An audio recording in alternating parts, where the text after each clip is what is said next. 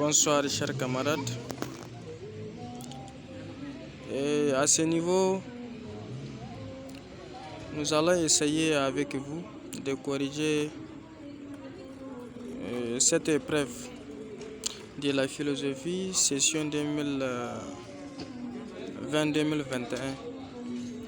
Mais avant, si vous êtes les nouveaux sur cette chaîne, n'oubliez pas de s'abonner pour ne pas rater les prochaines vidéos qui seront lancées.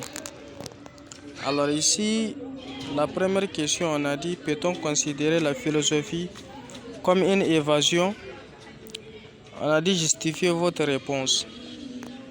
Donc ici, là où on demande si on peut considérer la philosophie comme une évasion, donc quand on dit la philosophie c'est comme une évasion, cela veut dire que la philosophie nous éloigne de la réalité. Donc pour répondre à cette question, en tant qu'universitaire, en tant qu'étudiant, surtout intellectuel, chacun a sa manière de répondre. Chacun va viser à travers les idéologies dont il défend. Si véritablement on peut considérer la philosophie comme une évasion, vous allez détailler pourquoi on va la considérer comme une évasion, parce qu'il nous éloigne de la réalité. À cause de quoi? Et si vous allez défendre non, la philosophie ne nous éloigne pas de la réalité, aussi vous allez vous défendre.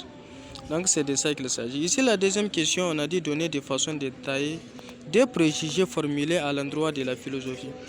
Donc ici toujours c'est dans la même partie, là où on parle de dire que la philosophie nous éloigne de la réalité. Là où certains penseurs pensent que la philosophie, en fait, c'est comme si constitue même une difficulté. Parce que souvent, on dit la philosophie elle nous éloigne de la réalité. On dit le philosophe est considéré comme un mécréant, un athée.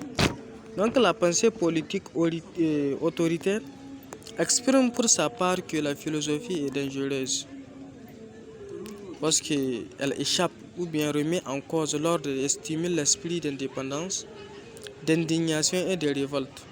La critique du philosophe est assimilée à un discours subversif, susceptible de nuire à l'ordre social. Dans ce sens, on peut dire que la philosophie est une évasion, autrement dit, elle nous éloigne de la réalité. Donc vous voyez, au fait, cette épreuve, c'est comme si elle est toujours de la même partie même de la leçon.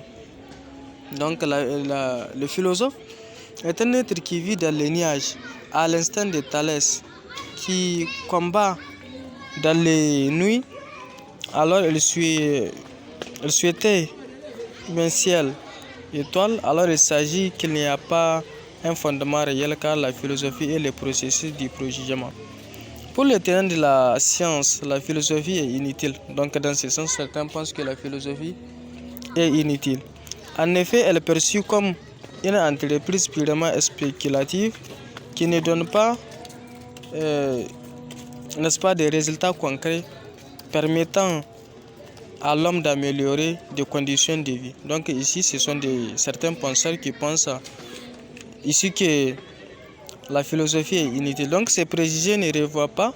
Mais ici, on a eu un philosophe comme Platon, en tout cas qui a répondu à cette attaque en disant que, en fait, en revendiquant une efficacité pratique de la philosophie, il a dit que ces préjugés prennent une acuité particulière à l'époque contemporaine à cause de l'intention du savoir politique. C'est dans ce sens que l'illusion scientiste déclare que la philosophie est une activité intellectuelle. Donc lui, ici, il a remis en cause à ceux que non, la philosophie n'est pas inutile. C'est même une activité intellectuelle. Donc voilà ce que nous pouvons dire. Chacun a sa manière de répondre à ce niveau. C'est juste pour un peu vous orienter à comprendre là où quand même vous pouvez un peu toucher pour essayer de répondre à ces questions. C'est ce, chers camarades, je vous remercie. Et puis pour ceux qui ont besoin d'éclaircissement, nous sommes sur le numéro 97 23 12 34. Et puis votre conseil, vos propositions, vos suggestions aussi seront les bienvenus à notre niveau. Je vous remercie. C'est votre frère ami de toujours et le DP Omar Linguistique.